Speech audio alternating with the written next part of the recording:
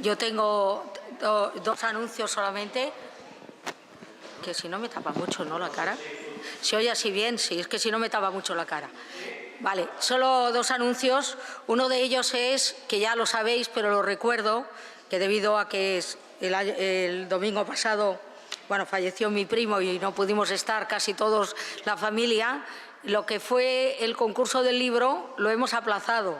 Eso no significa que no lo vayamos a hacer, así que en octubre, cuando tengamos las próximas misiones, recogeremos los apuntes, la memoria, el libro, y el que no, pues tendrá tiempo de comprarlo y de poderlo leer, ¿vale? Lo siento, pero las cosas son como son y el Señor tiene sus planes. Yo cuando pensé, es el miércoles, no me tocará el domingo, pues el domingo a las 11:30 de la mañana.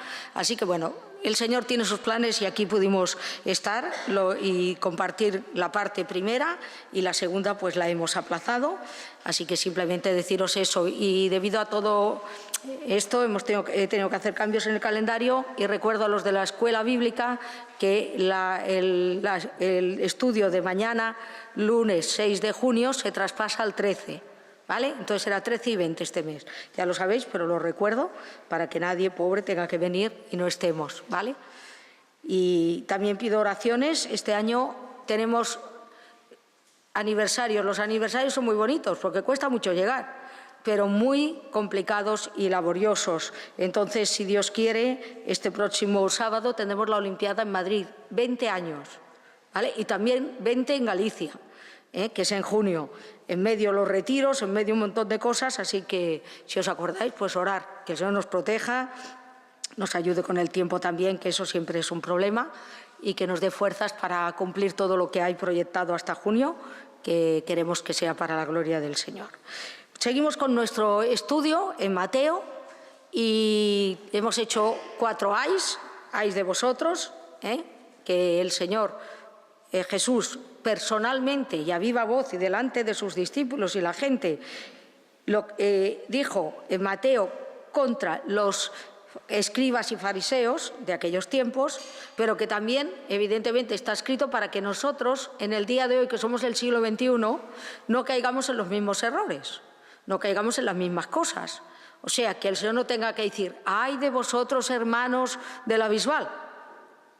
Hay cosas que no haremos perfectas, pero para que aprendamos. Por eso, quizás, como alguien me comentaba, no es un capítulo que hemos oído mucho, no es un capítulo de estos que llaman dulces, agradables, pero es la palabra dicha por el mismo Jesús. Y supongo que dicha con la tristeza y la pena de tener que decirla, pero buscando que aquello que estaba diciendo cayera en corazones que pudieran asimilarlo y cambiar. Por tanto, hoy vamos al versículo 23 hasta el 28. Y dice así la palabra del Señor. «Ay de vosotros, escribas y fariseos hipócritas, porque diezmáis la menta, el eneldo y el comino, y dejáis lo más importante de la ley, la justicia, la misericordia y la fe. Esto era necesario hacer, sin dejar de hacer aquello. Guías de ciegos, que coláis el mosquito y tragáis el camello. Ay de vosotros, escribas y fariseos hipócritas, porque limpiáis lo de fuera del vaso y del plato, pero por dentro estáis llenos de robo y de injusticia. Fariseo ciego, limpia primero lo de dentro del vaso y del plato, para que también lo de fuera sea limpio. Ay de vosotros, escribas y fariseos hipócritas, porque sois semejantes a sepulcros blanqueados, que por fuera a la verdad se muestran hermosos, mas por dentro están llenos de huesos de muertos y de toda inmundicia. Así también vosotros por fuera a la verdad os mostráis justos a los hombres, pero por dentro estáis llenos de hipocresía e iniquidad». Aquí vemos 3 ayes. Hemos hecho 4, 3 y nos queda uno que será el final, que daremos en junio. Pero estos, digamos, 3 ayes van en la misma línea de hipocresía, de apariencia, pero tomando otros aspectos. Por ejemplo, si recordamos, ellos iban a las casas de las viudas, ellos negaban la entrada al reino de los cielos, ellos ponían cargas, o sea, un poco era cómo se comportaban con la gente. Pero luego nos explica estos segundos ayes, es que se comportaban en apariencia con la gente y hacían cosas que ponían pesadas cargas sobre la gente, pero que ellos no cumplían, pero ahora nos explica algo más profundo. Mirando, por ejemplo, el día de hoy, que hemos reflexionado, la presencia del Señor. El Señor conoce el corazón. Nosotros podemos venir esta mañana aquí, aseaditos, guapos, estamos aquí perfectos, pero ¿qué hay en nuestro corazón? ¿Hemos apartado todo? ¿Lo hemos dado? ¿Tenemos cosas que el Señor tiene que cambiar? Pues seguro que sí. Pero la imagen que damos no siempre es la correcta. O en otra manera de darlo, podemos dar una imagen y desde luego estar sintiendo cosas distintas. Y eso se hace muchas veces y sabéis que incluso a veces lo hacemos nosotros, ¿no? Así que, en primer lugar, volvemos a la hipocresía. Vuelve otra vez a esa idea. La hipocresía, que como dijimos el otro día, tenía que ver más con el teatro, con mostrar un personaje que la gente veía bien aprendido, ¿no? Y de hecho los que han conseguido Oscar, yo me gusta mucho el cine, pero puedo ir poco al cine, ¿no? Y no soy muy seguidora, de hecho no sé ni quién son los famosos, pero los Oscars que se han dado a mejores actores o mejores actrices han sido los que han conseguido hacer un personaje tan perfecto, tan difícil, como engordar no sé cuántos kilos, hacer todo lo que hacía la otra persona, o sea, real. Pero en realidad aquella persona no era ficticio. Y a veces en nuestras vidas, y lo voy a decir en primera persona, hacemos cosas, hábitos, y llegamos a creer que son verdad. Porque son tan habituales, ¿no? Y a veces tenemos que parar. Yo a veces me digo, Esthercita, para, que me parece que te estás acostumbrando por aquí y por aquí no vamos bien. Así que en esta mañana hay de escribas y fariseos hipócritas, los que ponéis una máscara, los que vivís de cara a la gente, aquellos que sobreactuáis, que está muy bien, porque podemos quedar bien, podemos tener por decirlo, una buena imagen, incluso en el mundo evangélico, ¿no? Ha habido gente con muy buena imagen y después hemos dicho, ostras, había una doble vida. Pero el Señor lo supo desde el primer momento. El Señor nos conoce y entonces explica por qué les va a llamar hipócritas otra vez. Porque ocurre que en este caso los escribas y fariseos me ha llamado mucho la atención, porque es verdad que el Señor reprendió en algunos momentos a los demonios, pero ¿contra quién cargó duramente? Contra los que conocían la ley, contra los que sabían y trataban de burlarse de Dios. Cargó contra los escribas, contra los fariseos y contra los que negociaban en el templo con las cosas del Señor. No quiere decir que Dios no castigue o no esté de acuerdo con lo que hace la gente que no es creyente, pero nosotros tenemos una doble responsabilidad, porque nosotros no solo le conocemos a Él, conocemos su palabra, sabemos lo que Dios quiere de nuestras vidas. Dios juzgará al mundo y nos juzgará a nosotros desde otro contexto, pero la gran realidad aquí es que tomaban cosas bíblicas para elevarlas a sagradas cuando el corazón no estaba puesto. Eso es lo que nos está diciendo aquí. O sea, es como si ahora cogemos la letra de la Biblia y la llevamos al extremo. Hoy estamos al otro extremo. Hoy todo es para otro tiempo, eran otros tiempos, eran otras situaciones, entonces se vivía así, la moda ha cambiado. Son dos extremos, hermanos, pero por mucho que pongamos la letra sin el espíritu mata. Pero el espíritu sin la palabra no vale para nada, es populismo. ¿Y qué es lo que hacían ellos? Porque diezmáis la menta y el eneldo y el comino y dejáis lo más importante de la ley. Si nosotros leemos rápido y queremos realmente salirnos por la tangente, podemos hacer ciertas cosas. Por ejemplo, ellos eran meticulosos con la Escritura, eran meticulosos con lo que Dios había ordenado, eran meticulosos con todo lo que se había ordenado en el Antiguo Testamento, que era la palabra que ellos tenían, la que conocían, la que enseñaban en la cátedra de Moisés, que debía ser aplicada, pero luego, a la hora de hacerlo, era fachada. Y la Iglesia de Occidente está muy cercana a todas estas situaciones. Hemos perdido la sencillez. Hemos visto más lo de afuera que lo de adentro. ¿Qué habían hecho? ¿Qué habían descuidado de la ley? Luego lo veremos. Pero ¿por qué el Señor toma precisamente las semillas más pequeñas? ¿Por qué toma este ejemplo? Toma este ejemplo, ¿por qué? Fijaros, en Levítico 27, 30, 33 nos dice: y el diezmo de la tierra, así de la simiente de la tierra como del fruto de los árboles de Jehová, es cosa dedicada a Jehová, ¿vale? Y si algunos quisieran rescatar algo del diezmo, añadirá la quinta parte de su precio por ello. Y todo diezmo de vacas o de ovejas, de todo lo que pasa bajo la vara, el diezmo será consagrado a Jehová. No mirará si es bueno o malo, ni lo cambiará. Y si lo cambiare, tanto él como el que se dio en cambio serán cosas sagradas, no podrán ser rescatados. No voy a entrar en el diezmo porque es más complicado, pero sí mostraros. Primero el Señor empieza diciendo la semilla, lo pequeño. Y ahí se agarraron ellos para decir: yo diezmo, pero de todo. Yo soy tan meticuloso que si tengo 100 semillas, doy 10. Curioso. Eso debería poner contento al Señor, cuidadoso. ¿Por qué? Porque el Señor dice que ofrendarás y el diezmo será dedicado a Dios. ¿Por qué Dios enseñó a su pueblo así? ¿Es que Dios tenía necesidad de carneros, de vacas, de simiente? No, pero quiso enseñarle que lo pequeño y lo grande que tenemos le pertenecían a Él.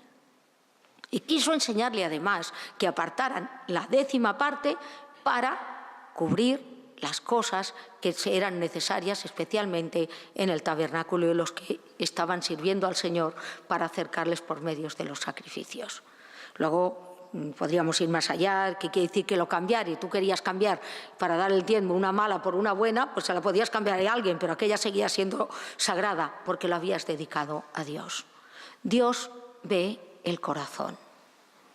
Y decía esto porque dice: diezmáis la menta y el eneldo y el comino, y sois meticulosos en vuestro diezmar, pero ¿qué es lo que habéis olvidado? Que el Señor quiere una ofrenda que venga del corazón, porque todo lo que tenemos es de Él. Y todo lo que hacemos pertenece al Señor. Tu tiempo, tu dinero, tu familia, todo lo que tenemos. Hoy es el Día de las Madres. Parece que las madres están algunas cocinando y otras fuera. Pero las que estamos aquí o las que estáis aquí, pues podemos decir: tenemos hijos. Y realmente pueden ser muy importantes, pero nunca delante del Señor. El Señor es el dueño de todo lo que tenemos. Y si no tenemos esa idea de que se lo damos todo, podemos dar el diezmo, pero si no es ofrecido de corazón, no vale. Pero en su legalismo quisieron enseñar que ellos cosechaban en lo pequeño, en lo grande, todo lo que hacían, y todo ese diezmo se lo daban al Señor, pero luego robaban. Luego se quedaban lo que no era suyo. Luego buscaban tretas para recuperarlo. Por tanto, ¿qué nos enseña esto en esta mañana? Fijaros que el Señor dice que era lo más importante de la ley. Lo más importante de la ley son la justicia, la misericordia y la fe. Curioso. Nosotros hemos sido justificados por el Señor, salvados, somos sus hijos. Pero la justicia que Dios reclama de nosotros es vivir de acuerdo con lo que Dios quiere. En otra manera de decirlo, sencilla y llanamente: sed santo porque yo soy santo. Ni medias mentiras, ni medias verdades, ni tomo esto, ni dejo aquello. No, santidad. Con la cual nosotros luchamos porque tenemos una vieja naturaleza. Y esa vieja naturaleza muchas veces nos engaña. Y no seremos perfectos. Pero como diría Pablo, yo corro a la meta, a vivir como el Señor quiere. Él es mi modelo. Los escribas y fariseos, que eran los líderes religiosos, que estaban obsesionados con las reglas y que en el principio, cuando los fariseos se constituyeron, que empezaron con el Talmud, lo hicieron porque deseaban que la gente agradara a Dios y dieron unas reglas que podían agradar a Dios. Pero una cosa son las reglas y otras cosas son el sentir del corazón. Y por eso os digo que en realidad nosotros tenemos en esta mañana que tener cuidado por los dos extremos. Yo conozco a muchas personas, y a mí me pasa, que no damos importancia a los pequeños detalles, ¿no? Por ejemplo, nuestras vidas. Pues hay veces que hacemos cosas incorrectas, pero bueno, nos tomamos como una cosa, son pequeñitas. Y eso va tomando forma en nuestras vidas hasta que al final se convierten en hábitos. Hábitos que llegamos a poner como buenos. O a las cosas malas, que a lo mejor les damos mucha trascendencia o las desvirtuamos. Por tanto, el Señor Jesús nos dio la ley, la ética bíblica. Pero además, después la condensó en el Nuevo Testamento. Amarás a Dios sobre todas las cosas y al prójimo como a ti mismo. Mensaje claro, escueto. Yo no puedo saltarme la ley ni porque sea mínimo lo que hago, ni porque no voy a hacerlo grande porque eso es muy pecaminoso. Nosotros no somos católicos, pero usamos muchas de sus cosas. ¿Por qué?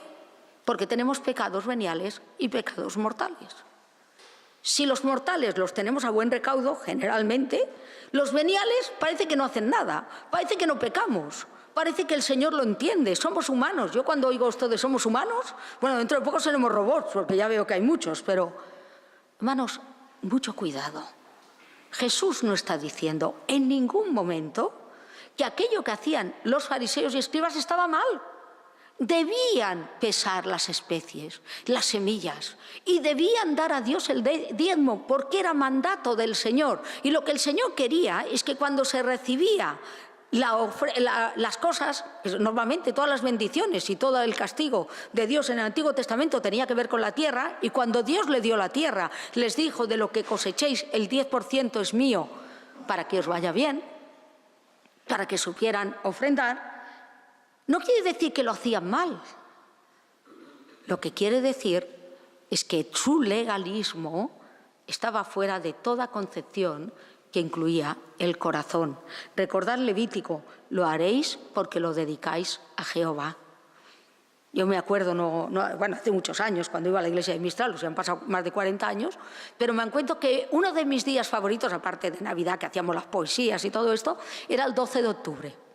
El 12 de octubre era el día de la cosecha. Y yo me acuerdo, como si fuera hoy, no me acuerdo de muchas cosas, que la iglesia se arreglaba, estaba en alto, allí teníamos entonces una plataforma, se ponía una mesa muy grande y cuando tú llegabas estaba todo lleno de comida, que después se llevaba al hogar de ancianos a muchos sitios, la gente llevaba sus cosas y luego Mistral siempre ha sido muy detallista, estaba llena de flores, porque era el día como el de Acción de Gracias de Estados Unidos. Y a mí me encantaba traer mi cosita y ponerla, me encantaba que aquel día hablábamos y dábamos gracias al Señor, a un culto de gratitud. No digo que sea bueno o sea malo, pero de vez en cuando, anda que no es bueno, que empecemos a pensar lo mucho que el Señor nos ha dado en lugar de pedir. Pero eso venía porque queríamos dedicarlo al Señor. Pero no solo esa parte. Las predicaciones eran todo lo que tenemos pertenece al Señor. Hoy lo vemos aquí, pero es como si nuestras vidas estuvieran en el altar. Lo que decía Dios es que todo lo que hagáis no me conmueve si no viene del corazón. Fijaros que Miqueas 6, 7, 8 dice: ¿con qué me presentaré ante Jehová? Y adoraré al Dios Altísimo. ¿Me presentaré ante Él con holocaustos, con becerros de un año? ¿Se agradará Jehová de millares de carneros o de 10.000 arroyos de aceite? ¿Dará mi primogénito por mi rebaño, por mi rebelión y el fruto que mis entrañas por el pecado de mi alma? ¿Daré mi primogénito por mi rebelión, el fruto de mis entrañas por el pecado de mi alma? Oh hombre, Él te ha declarado lo que es bueno y qué pide Jehová de ti. Es un poco lioso, ¿verdad? Pero los holocaustos formaban parte de la vida de Israel, no como ceremonia, sino como poder tener el perdón del pecado. Dios se agradaba especialmente con los carneros de un año que muchos podían comprar para ofrecérselo. Y el aceite era el símbolo de la adoración.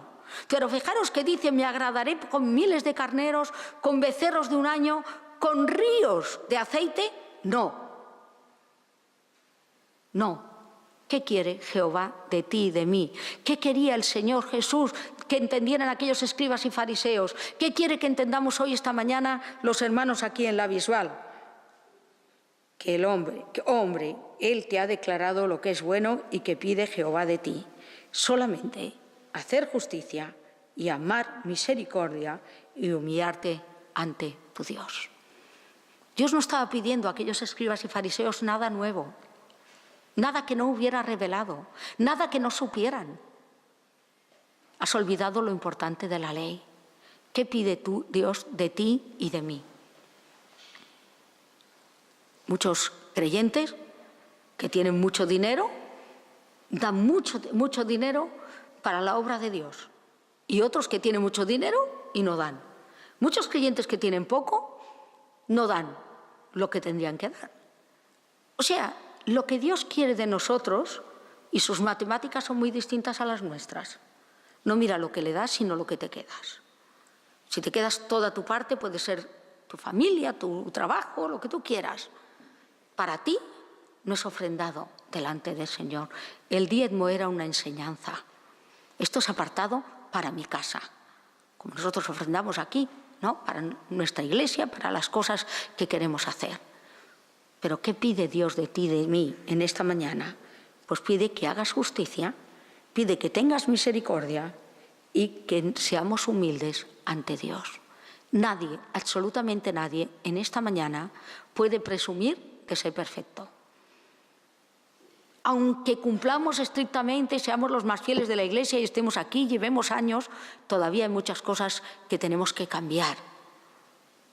Pero cuando hay esa percepción de la justicia de Dios, nos damos cuenta que nosotros somos injustos, que caemos y podemos ir mejorando. Cuando somos capaces de tener misericordia por otros que también andan por el mismo camino que yo, en vez de mirarles por encima del hombro, y tratar de que me ayuden y ayudarlos, que es el fin de la Iglesia, ¿no? Exhortaos unos a otros, ayudaros unos a otros, orar unos por los otros, no solo en las enfermedades, también en el caminar de la vida. Se produce en nosotros una humildad delante de Dios, para reconocer que ¿quién es justo y santo delante de Él? Nadie. Nadie damos la estatura. Pero que la misericordia de Dios nos ha perdonado y nosotros tenemos que tener misericordia. No para decir lo que haces estás bien, para exhortar si es necesario. Pero tampoco tenemos que tener lo que tenían aquellos fariseos enaltecidos, que solo querían realmente pasar por encima de la gente, que la gente los mirara, que los llamara rabí, que vieran lo que hacían, que oraban en las esquinas de las calles o querían estar delante del templo. Pero no buscaban la presencia del Señor, ni ser humildes delante de Él. Por tanto, esta primera tenía que ver con lo importante de la ley. Lo importante de la ley es que nos condenaba. Lo importante del mensaje del Evangelio es que el Señor quitó el pecado, pero tuvo que pagar un precio muy alto, subir a la cruz y además descender de ella, resucitar, darnos una nueva vida, un nuevo futuro, pero dejarnos aquí y decirnos como el Señor le dijo a aquella mujer a la que los hombres acusaron. Y Él dijo, el que esté libre de pecado tire la primera piedra. Y luego la miró y le dijo, ¿dónde fueron? ¿Dónde están los que te acusaban? Señor, ninguno lo hizo. Muy bien, pues ahora vete y no peques más. Esto de que somos libres para hacer lo que quieran no es bíblico, es un engaño del Satanás. Somos libres para hacer lo que Dios nos pide, porque tenemos su ayuda, hemos sido libertados de la esclavitud del pecado, y todo ello conlleva justicia, misericordia y fe. Y tenemos que vivir en esa realidad y crecer.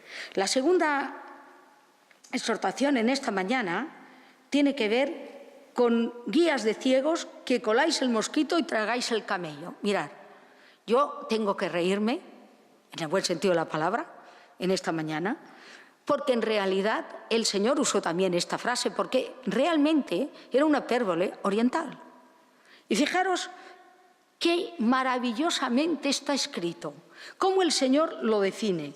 En los tiempos de Jesús, ¿qué hacían el pueblo de Dios, los judíos? Filtraban el agua, filtraban especialmente el vino, con un trapo. ¿Para qué? Para que accidentalmente ningún insecto impuro pudiera caer dentro del agua o del vino y contaminarla. ¿Por qué eran impuros? Los camellos y los mosquitos eran impuros realmente, ¿no? Lo dice Levítico. ¿Por qué? Porque no eran sacrificados como debían ser sacrificados. Jesús ilustra de tal manera lo que hacían aquellos fariseos y escribas que no podía haberlo hecho mejor. En otra manera de decirlo, estaban tan comprometidos con la dieta, que se llamaba dieta kosher, que era la apta, la que habían hecho, la de Levítico, la que aún usan hoy, que es el conjunto de leyes dietéticas judías que constan en el Levítico, que no se tragaría un mosquito, antes tiraría el vino, porque no había sido desangrado en la forma correcta. Entonces, imagínate la idea. Tú estás todo el tiempo mirando que no se te cuele un mosquito en tu vino, pero luego te comes un camello, que era exactamente igual de indigno. O sea, en otra manera de decirlo, no cabe mayor absurdez en la forma de vivir de aquellos fariseos.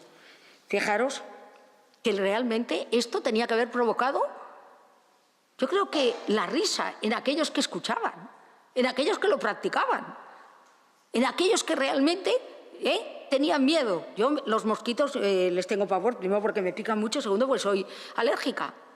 Y siempre que vamos a un jardín, yo voy con todos mis potingues, voy vigilando para que no me pasa nada, ¿no?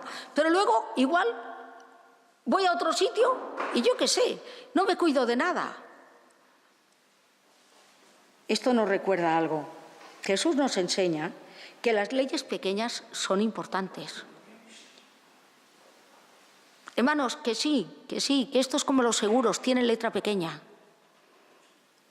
Que tenemos que leer la Escritura, que los SAIS están aquí en esta mañana para que tú y yo sepamos lo que quiere el Señor de nosotros y nos lo enseña en un contexto distinto, pero que realmente nos puede hacer reflexionar. Porque ¿cuál es tu mosquito o tu camello? Todos tenemos mosquitos y camellos en esta mañana, os vais a reír, pero yo he hecho una lista. Y he puesto mosquitos y camellos, que me trago. Las cosas más pequeñas, que casi no las veo y luego me doy cuenta, o ni las pienso, y algunas cosas grandes que también me estoy tragando algunas veces. Y tengo mi listica allí, porque he reflexionado. Y yo quisiera que pensáramos que el Señor Jesús dijo esto cuando Él lo que quiere es bendecir, y tuvo que llamar la atención y decir cosas que sonaban ridículas, pero de tan ridículas tuvo que decirles: estáis fuera de los reinos de los cielos, por mucho que hagáis las cosas meticulosamente. El Señor lo usó. ¿Qué dijo, por ejemplo, el Señor? Es más fácil, ¿no? Os digo otra vez, que es más fácil pasar un camello por el ojo de una aguja que entrar un rico en el reino de Dios, por ejemplo, ¿no? Y todos le he preguntado, ¿ningún rico entrará? Y entonces Jesús enseña, no es el problema del rico, es el problema del amor a las riquezas, que hay mucho más amor a las riquezas que amor a Dios, ¿no? Y la aguja, ya sabéis, que era una cosita, una abertura que había encima de la puerta, con lo cual ellos entendieron perfectamente. Lo usó Jesús porque esto era entendible en su tiempo. Pero para nosotros, ¿es entendible? ¿Cuántas cosas nos tragamos? Me vais a perdonar, pero lo voy a hacer más actual. ¿Cuántos sapos nos tragamos? En aras de la tolerancia, en aras de la convivencia, en aras que me miren bien, es que esto ya está pasado de moda, esto tampoco es tan grande, esto no pasa nada. ¿Cuántas cosas hemos renunciado? ¿Cuántas cosas hemos cambiado? Yo no voy a entrar si están bien o están mal, solo me pregunto si no tenemos que reflexionar en esta mañana? Porque a ellos les llama ciegos, no porque no vieran, sino porque no querían ver. Ciegos porque se habían apartado del que daba luz. Ciegos porque predicaban la palabra, pero no cambiaba sus vidas. Ay de vosotros, escribas y fariseos hipócritas, porque limpiáis lo de fuera del vaso y del plato, pero por dentro estáis llenos de robo y de injusticia. Fariseo ciego, limpia primero lo de dentro del vaso y del plato, para que también lo de fuera sea limpio.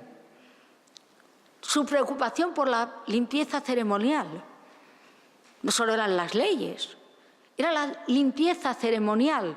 Tus discípulos no se lavan las manos, tus discípulos no hacen, tus discípulos...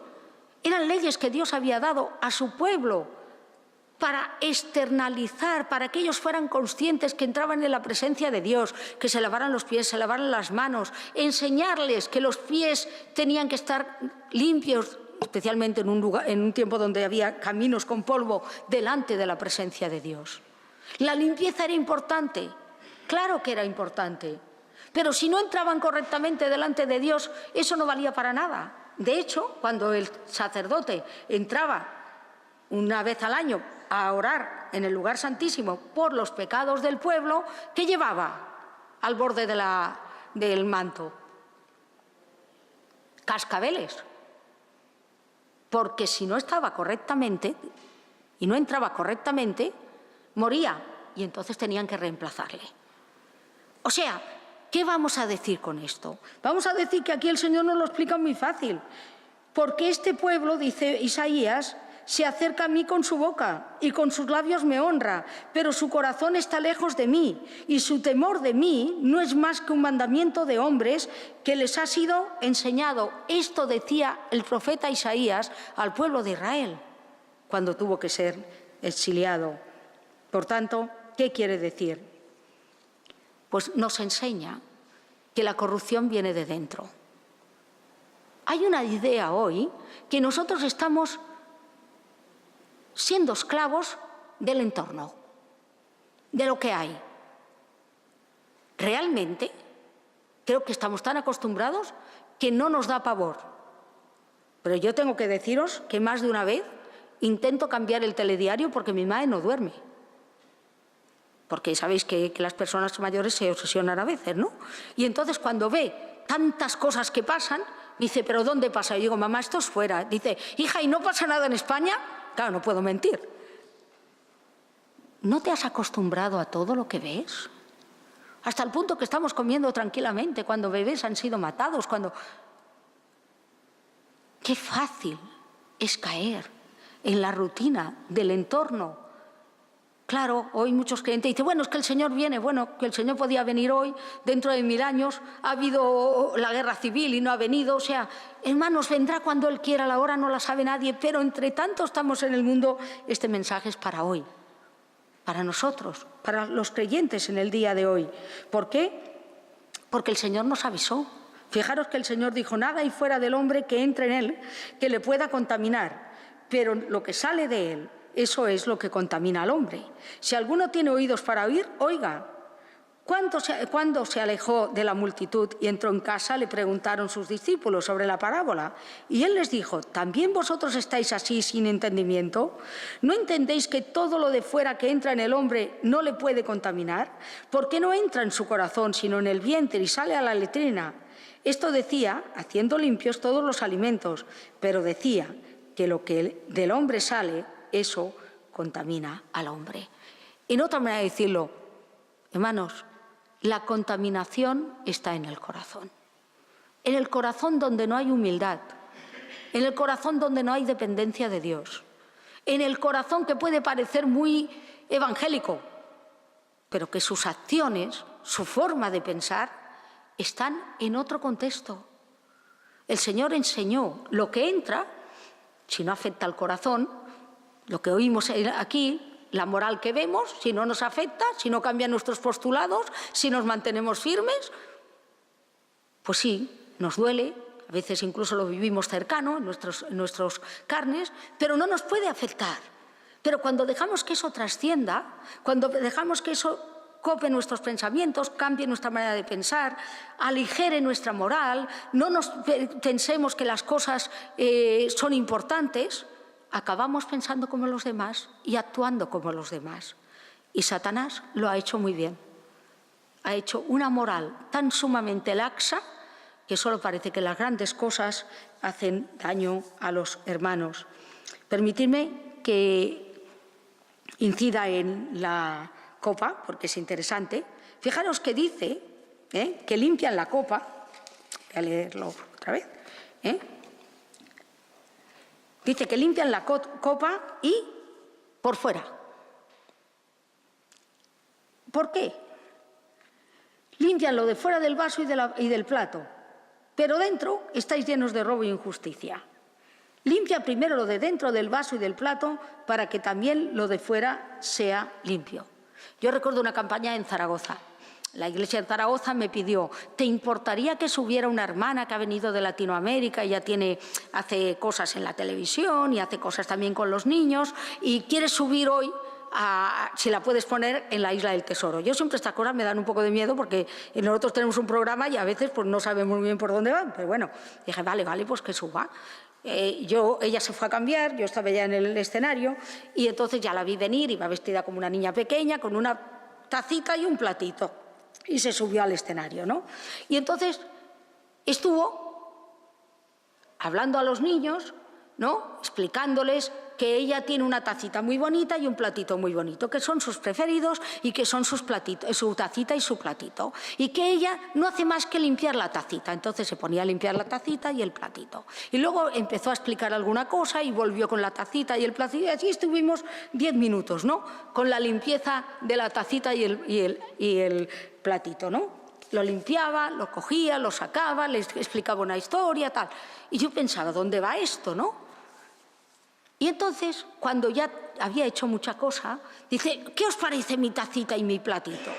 ¿A qué es bonito? Los niños, pues sí. ¿A qué os gustaría tener un platito y una tacita como esta? Pues sí.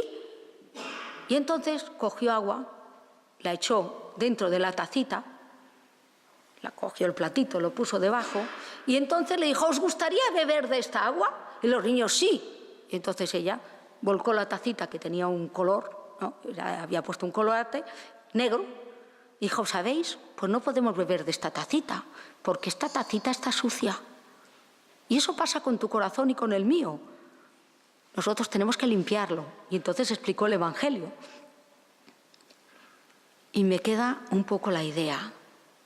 Qué fácil es enseñar una tacita, pero si no está limpia y bebemos, contaminamos. Qué fácil es limpiarnos por fuera, maquillarnos, ponernos guapos, vestirnos, estar más o menos presentables y nuestro corazón no estar cuidado. Yo no estoy diciendo que seamos perfectos, pero cuidados y temerosos del Señor. Buscando la santidad, buscando hacer las cosas como Él quiere, pidiendo perdón cuando no somos capaces. Pues sí, la tacita y el platito se me quedó grabado. Qué fácil es tener una tacita preciosa, llena de inmundicia, como aquellos que estaban robo. Dice, estáis llenos de robo y de injusticia. ¿De qué me vale que me traigáis las cosas y me deis diezmos si estáis llenos de robo y de injusticia? Sí, podemos tener mucha ritualidad y podemos ser muy religiosos y muy místicos, pero si limpiamos lo de fuera del vaso y no cuidamos el corazón, somos como esos fariseos. Si por dentro estamos llenos de amargura, a veces de celos, incluso de ira, y no tenemos misericordia para los demás y no tenemos un buen testimonio, tenemos que preocuparnos grandemente, porque Dios no está haciendo una obra en nuestras vidas que pueda bendecir. Si no limpiamos lo de dentro, para que lo que salga de dentro sea lo que manifestemos realmente, no sea carácter, hay persona que es más misericordiosa, hay persona que menos, no carácter, sino fruto del Espíritu. El fruto del Espíritu es paz, bondad, benignidad, amor, paciencia, fe. Contra esto no hay ley. Hermanos, o el Espíritu acampa en nuestras vidas y somos espirituales o somos vasos y platitos limpios, pero cualquier cosa que pongamos en ellos estará contaminada. Y terminamos con sepulcros blanqueados. Sepulcros blanqueados. Ay de vosotros, escribas y fariseos hipócritas, porque sois semejantes a sepulcros blanqueados, que por fuera a la verdad se muestran hermosos, mas por dentro están llenos de huesos, de muertos y de toda inmundicia. Era muy común en Jerusalén que las tumbas se pintaran de blanco. Y especialmente por una razón. Sabéis que las tumbas eran cuevas, lugares que se levantaban, sepulcros, que muchas veces podían ser confundidos con el terreno de alrededor. Entonces, ¿qué ocurría? Que los sepulcros eran limpiados de blanco antes de las fiestas. Porque como la gente venía de lejos, hacía un viaje tan largo para poder ir al templo y presentarse en los días festivos, si alguno por equivocación tocare un sepulcro, quedaba inmundo 7 días y no podía participar de las fiestas. Por tanto, tenían la costumbre de pintar los sepulcros de blanco como, atención, estaban perfectamente delimitados porque eran blancos y se podían ver fácilmente. Cualquier persona ajeno a aquel lugar que pasara por allí sabía que debajo de aquella blancura, de aquello que lucía, evidentemente había cadáveres, huesos, cosas que le hacían inmundo. Esa era la tradición. ¿Por qué Jesús lo usó con los fariseos y los escribas? Porque en realidad era una buena cosa, era una señal de alerta. Aquí está un sepulcro, allí hay otro, y se veía fácilmente para no ser, porque todo era de barro, todo era tierra, confundido. Y era como una advertencia. Decía Levítico, cualquiera que tocare a algún muerto a espada sobre la faz del campo, o algún cadáver, o hueso humano, o sepulcro, 7 días será inmundo. Entonces, ¿qué tenía esto que ver con lo que Jesús quería enseñarnos? Pues lo que Él quiere enseñarnos es que los fariseos lo que hacían no era pintar los sepulcros de blanco para avisar, sino para camuflarse, para parecer que debajo no había nada, para quitar lo que era en sí la inmundicia de aquellos sepulcros. En ninguna manera la blancura que estaba por encima de aquellos sepulcros quitaba en absoluto lo que contenía. Era más bien una señal de aviso. Pero los fariseos trataban de blanquear sus pecados, sus formas, no como aviso, sino como forma de presentarse delante de la gente. O sea, eran inmundos, pero querían parecer blanqueados. No había, evidentemente, ninguna otra cosa que pudiera hacer reaccionar a la gente en aquel tiempo que hablar de la muerte, que hablar de la inmundicia, cosas que tenían muchísimo, muchísimo para ellos significado. Por tanto, la ilustración de las tumbas blancas simplemente era decir, ahí yacen muertos, no te acercarás. Simplemente. No en ninguna forma hacían bonito el lugar. Y veremos que el próximo día, que vamos a la última advertencia, dice que decoraban los sepulcros. Vamos a parar aquí, ¿no? Y lo veremos más claro. Pero la realidad es que la imagen de devoción, de piedad, de buscar ser meticuloso, del diezmo, todo esto les había engañado y les había llevado a una serie de tradiciones y normas que no expresaba el sentir del corazón. Por tanto, ninguno de sus sacrificios, ninguno de sus diezmos, nada de lo que hacían valían delante del Señor. Así también vosotros por fuera, a la verdad, os mostráis justos a los hombres, pero por dentro estáis llenos de hipocresía e iniquidad. ¿Cómo se puede conocer la palabra de Dios? ¿Cómo se puede leerla diariamente? ¿Cómo se puede subir a la cátedra de Moisés? ¿Cómo se puede conocerla y burlarse de ella? Muy fácil. Satanás cauteriza las conciencias. Hoy en día, los que estamos aquí más o menos llevamos años y podríamos decir hasta de memoria muchísimos versículos de la Biblia. Mi pregunta es, ¿nos impactan? ¿Nos hacen pensar? ¿Nos hacen ver? nos hacen reflexionar, nos hacen cambiar actitudes. No, es que ahora todo esto ya estamos en otro tiempo, estamos en otra situación.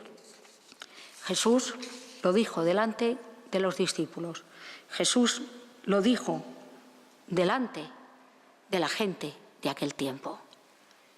Y estoy segura que si Jesús volviera en este tiempo, tendría que predicar muchos de este mensaje a los religiosos de nuestro tiempo. Así que me gusta Lucas porque, fijaros, Lucas 11:44 dice: «Ay de vosotros, escribas y fariseos hipócritas, que sois como sepulcros que no se ven, y los hombres andan encima y no lo saben». ¿Veis la diferencia? Sepulcros que no saben, ellos caminaban encima y no se enteraban, pero muchos caminaban detrás de la doctrina, de lo que enseñaban los fariseos, de lo que hacían los fariseos, les imitaban, y eran sepulcros que no se veían, que no alertaban, que no daban la idea de cómo tenían que ser. Así que el Señor nos ayude, hermanos. Hasta aquí hemos visto 7 de los 8 ayes. Hemos visto que daban limosnas, pero no para ayudar al pobre, sino para quedar bien delante de la gente y ensalzarse delante de los demás, que oraban en las sinagogas y en público para ser vistos por otros, que cuando ayunaban se desarreglaban y se demacraban para que la gente viera que estaba haciendo un sacrificio, en lugar de ser una expresión de espiritualidad y necesidad del corazón, que diezmaban de los productos de la despensa, de las semillas, pero confundían los temas de la ley, que limpiaban la parte exterior del vaso, pero no el corazón que está dentro. Se sentían autojustificados, no dejaban a otros entrar en el reino, trataban de atrapar a Jesús con preguntas capciosas, no porque buscaran algo, sino porque en realidad querían desacreditarle, porque no le querían como rey. Tenían un lugar especial en el infierno, eran sepulcros blanqueados, llenos de impurezas. Jesús tenía, como os he dicho antes, grandes críticas para los religiosos de su tiempo, mucho más que para los publicanos, incluso para las mujeres de virtud distraídas, que eran desfavorecidos en la sociedad, a los cuales siempre les llamó al arrepentimiento, porque ellos conocían una cosa, que tenían necesidad de cambio y necesidad de médico, y normalmente buscaban al Señor y recibían perdón. Los escribas y fariseos, en su, diríamos, error mayúsculo, olvidaron lo que es importante en la fe: la justicia, la misericordia y la fe. Y nosotros podemos caer en todas estas cosas y decir, bueno, venir a la iglesia, al fin y al cabo, no es obligatorio. El Señor está con nosotros donde vayamos. Pues bueno, puede ser así.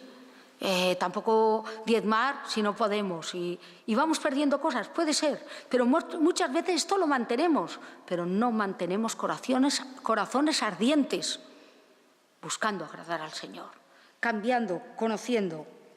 La lección para nosotros hoy es que haya un verdadero, real resurgir del Espíritu de Dios en nuestras vidas, que nos demos cuenta de que el fanatismo no nos lleva a ninguna parte, pero que la laxitud nos aleja de Dios.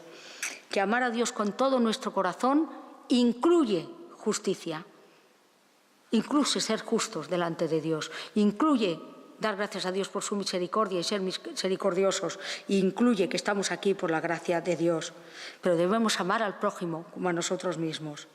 La lección para nosotros es que realmente no seamos hipócritas, hermanos, delante del Señor. Porque no hay nada peor que un creyente autoconvencido de lo que no es. Lo creo que vosotros lo sabéis y yo también en muchos casos cuando alguien ha venido a llamarme la atención digo, no, si yo no soy así. Y luego a lo mejor reflexiono y digo, pues a lo mejor no creía que era así, pero si piensan que soy así, pues tendré que ver qué puedo cambiar. Así que, hablando de estas cosas, Jesús habló de lo que era creer en Él. En Juan 8, 30, 31. Dice, hablando Él de estas cosas, muchos creyeron en Él. ¿Y qué fue lo primero que Jesús dijo a los que creyeron en Él? Muchos. les dijo. Y dijo entonces Jesús a los judíos que habían creído en él: si vosotros permanecéis en mi palabra, seréis verdaderamente mis discípulos. Hermanos, el creyente tiene que permanecer en la palabra que permanece en el cielo, la palabra que permanece en la tierra, la palabra que permanece en el corazón de Dios. ¿No vamos a cumplirla toda? Perfecto. Vamos a cumplir lo más que podamos. Y cuando no, pediremos perdón y seguiremos avanzando. Porque un creyente es un creyente que puede creer en el Evangelio o puede creer en cualquier otra cosa, o es un creyente carnal. Pero un discípulo de Jesús es aquel que cree en Jesús. Un discípulo de Jesús es aquel que crece en Jesús. Un discípulo de Jesús es aquel que obedece a Jesús, y un discípulo de Jesús es aquel que glorifica a Jesús.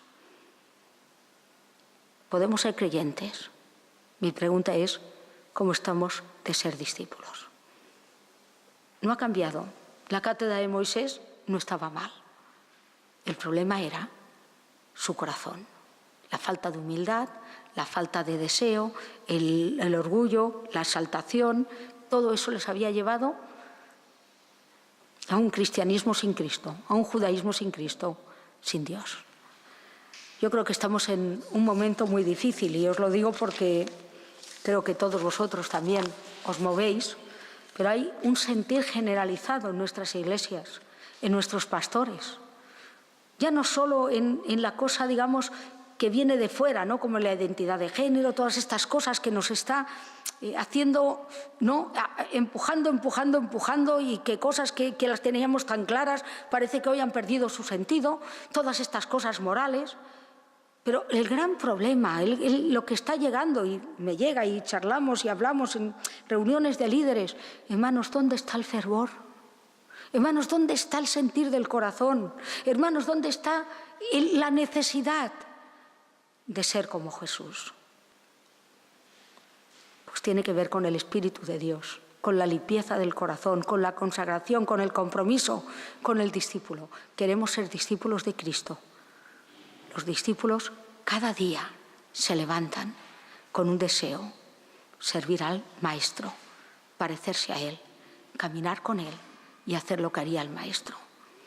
Y yo tengo que deciros que muchos días de la semana ni siquiera pienso cuando me levanto en este deseo. Pero voy mejorando y voy cambiando y voy creciendo. Así que para que el Señor no tenga que decir: ay de ti, que hablaste mucho y hiciste poco. O ay de ti, que aparentaste mucho y hiciste nada. Ay de ti, que blanqueabas las cosas como si no tuvieran importancia y debajo estaba toda la suciedad. Así es la vida, así es la realidad. Podemos hacer muchas cosas aparentemente, pero nuestro Dios ve el corazón. Así que mucho cuidado, hermanos, con tragarnos los mosquitos y los camellos. Mucho cuidado, hermanos, con tener el vaso limpio y el plato por fuera y no cuidar el interior. Mucho cuidado, hermanos, con decir que somos vivos y que estamos vivos y que somos libres y vivir como sepulcros blanqueados, dando una imagen que todavía de esclavitud del pecado. ¿Por qué? Porque eso no agrada a Dios. Porque eso no bendice ni a tu vida ni a los que están alrededor. Y porque eso es obra del enemigo. Así que un discípulo cree en Jesús. Un discípulo crece en Jesús. Un discípulo obedece a Jesús. Y un discípulo glorifica a Jesús. Así que el Señor nos ayude a que el Señor pueda decir: en algunas cosas no fuiste fiel, pero te esforzaste, tuviste temor de mí, buscaste lo que yo quería, yo te ayudé en todo lo que me dejaste, y hoy, hijo mío, entra en el seno de tu Señor.